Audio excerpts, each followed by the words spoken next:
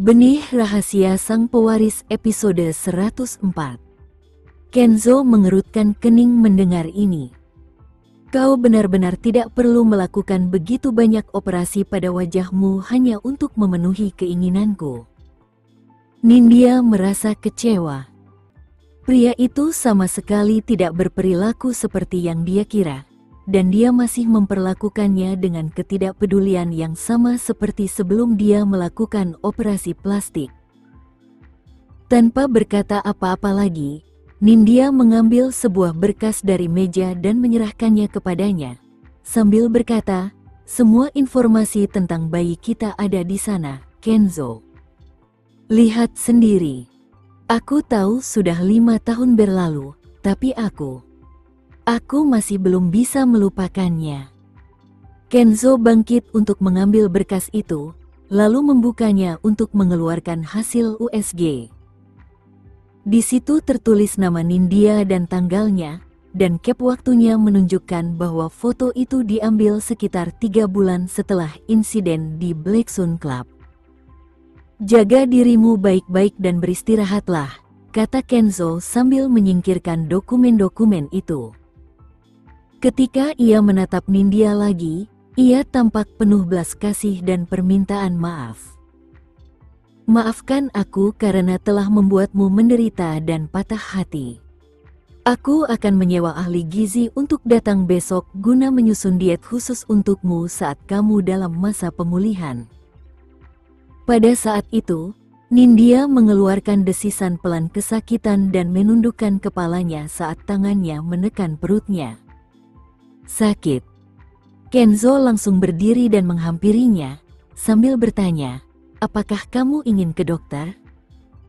Nindya mencengkeram lengannya dan menariknya ke sofa, dan Kenzo pun menuruti perintahnya.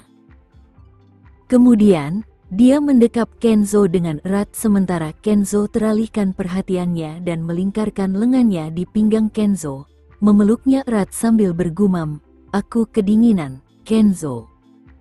Bisakah kamu memelukku, kumohon?"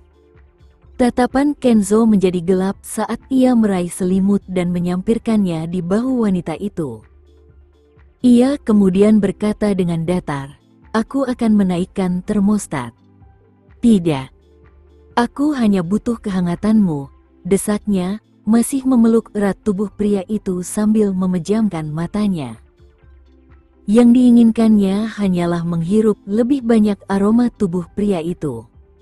Tubuhnya menegang sebelum menepuk bahu Nindya dengan canggung. Disentuh oleh wanita lain selain Shira membuatnya sangat kesal. Tiba-tiba, Nindya mengambil ponselnya dari meja kopi dan memotretnya di kamera. Kemudian, ia mengambil foto dirinya yang sedang meringkuk dalam pelukan Kenzo. Ia menatap Kenzo dan menjelaskan, "Hanya agar aku bisa melihatmu setiap kali aku merindukanmu dan kamu tidak ada. Aku akan naikkan termostat," gerutunya dingin sambil mendorongnya dengan kuat ke samping.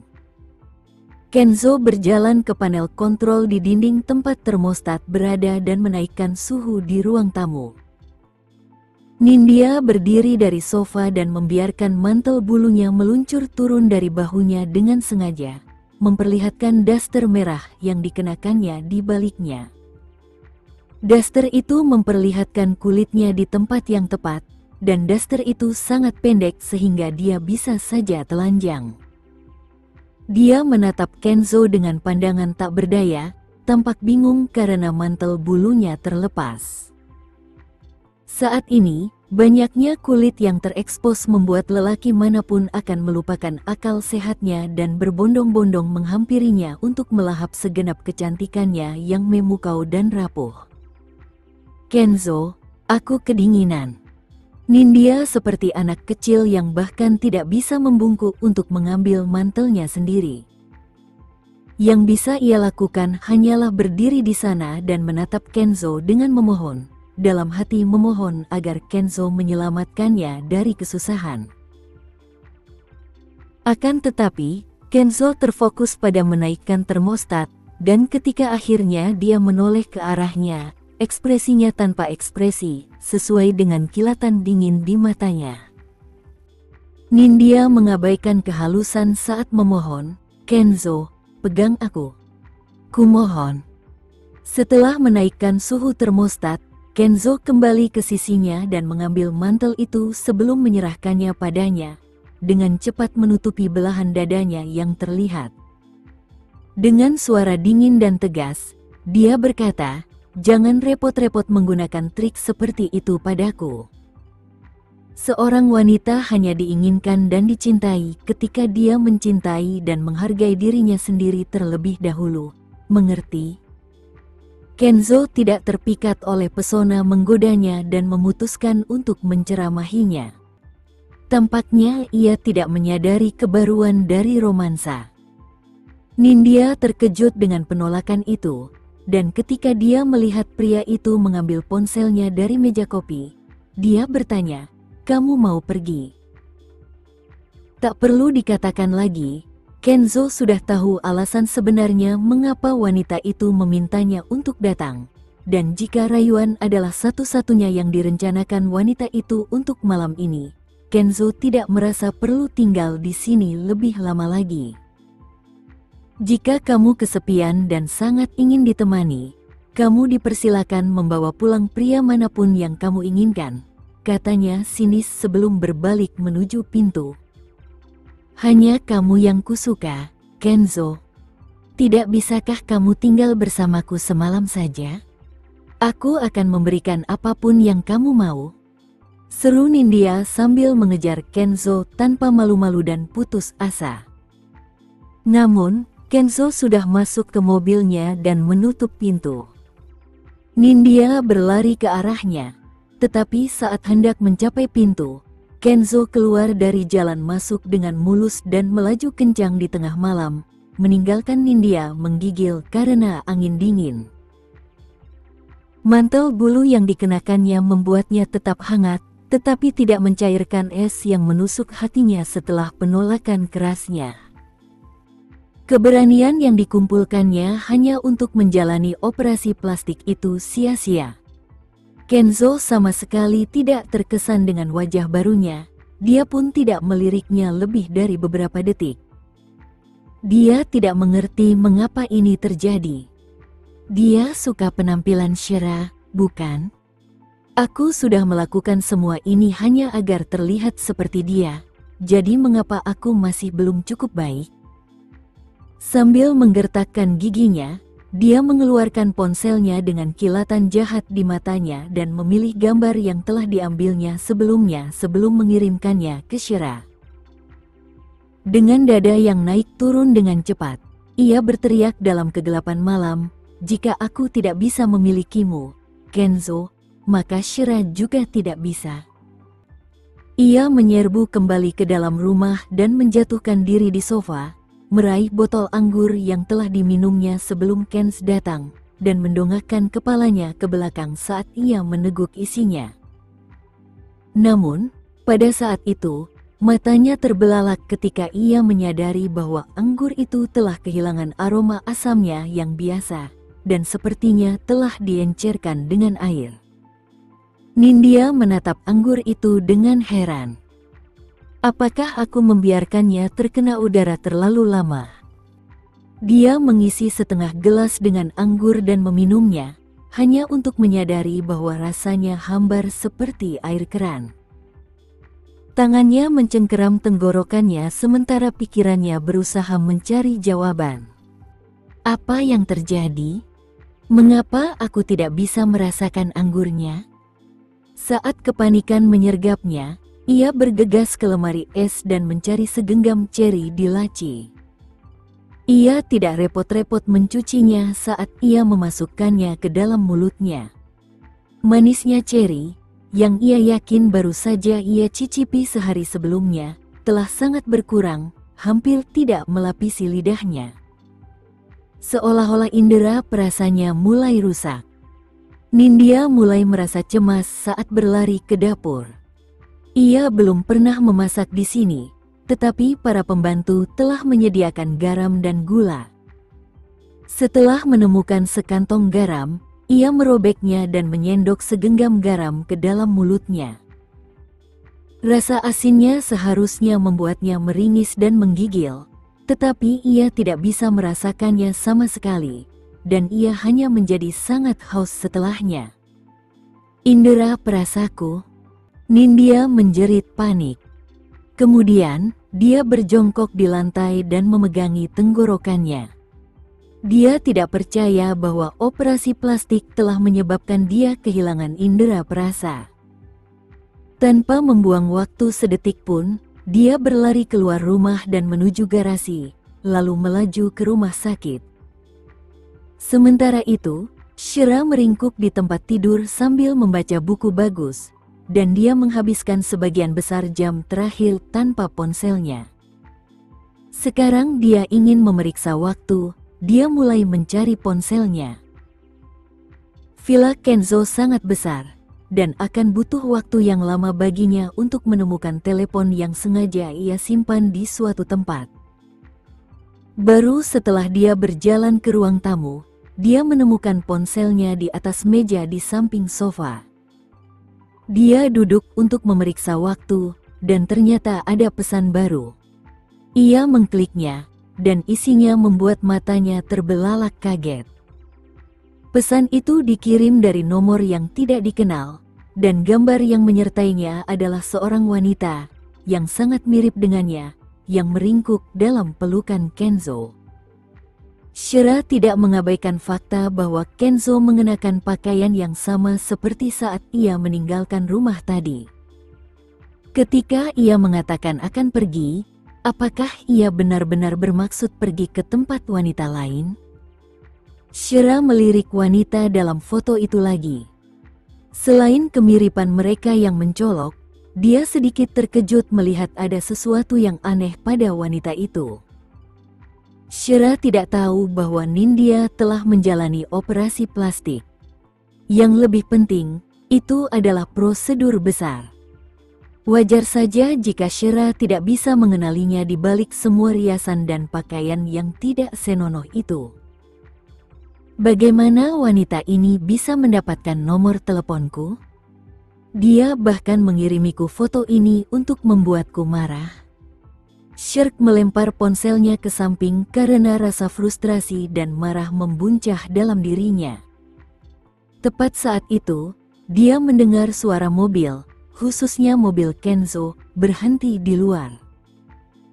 Shirk mengarahkan tatapan membunuhnya ke pintu, dan benar saja, tidak lama kemudian Kenzo berjalan melewati ambang pintu dengan kunci mobil di tangan. Shira menyipitkan matanya dan menyilangkan lengannya sambil menatapnya seolah-olah Kenzo adalah kucing bersalah yang memakan burung kenari.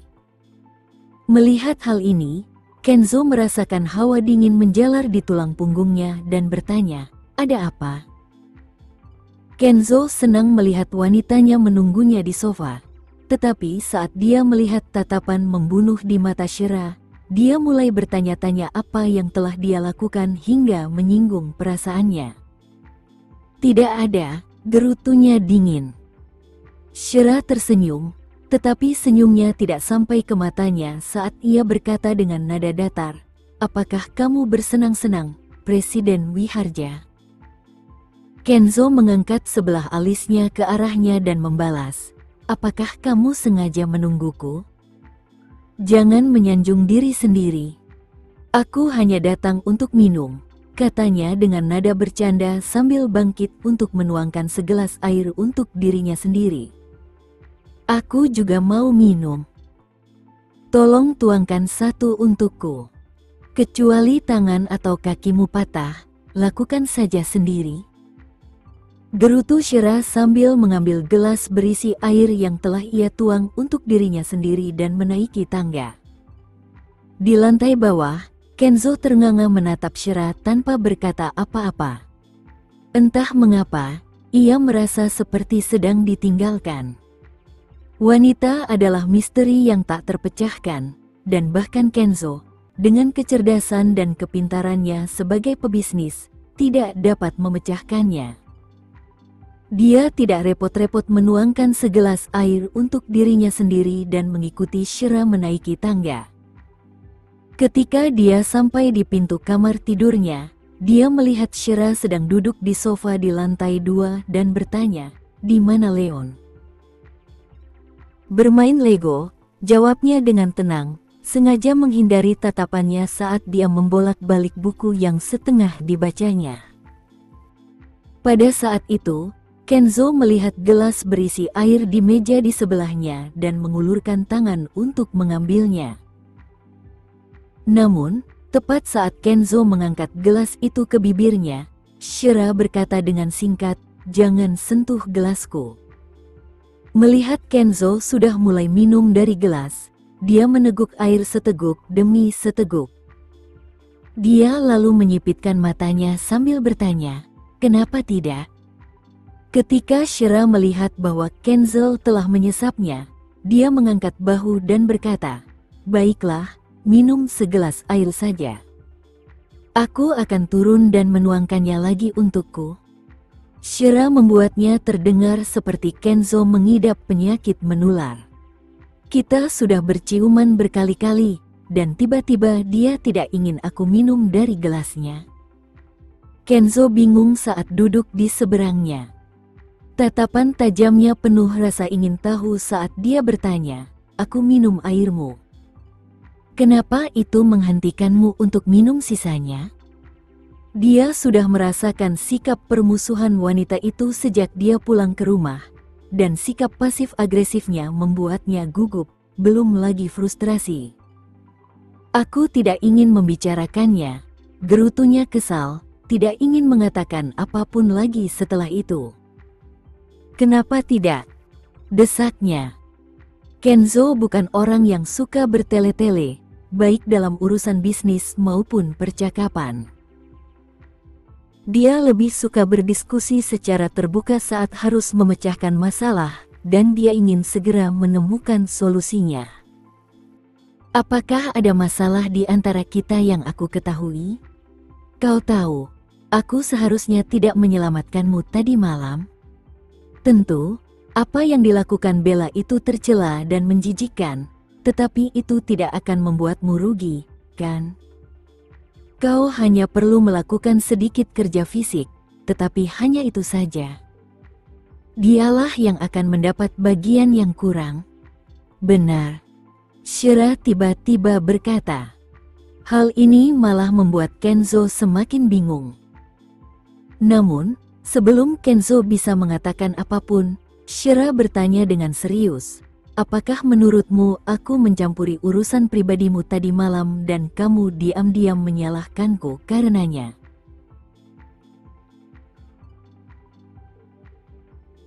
Sekian dulu ya video kali ini, kita lanjutkan lagi videonya di lain waktu. Oh iya, bagaimana menurut kalian? Semoga bisa sedikit menghibur kalian semua. Untuk teman-teman yang baru nonton, jangan lupa subscribe ya, hehehe. Dan kalau teman-teman ada yang ingin gabung langganan, bisa langsung gabung saja untuk dapat fitur yang menarik dan sedikit membantu Mimin. Terima kasih banyak sudah menonton, sampai jumpa lagi, bye.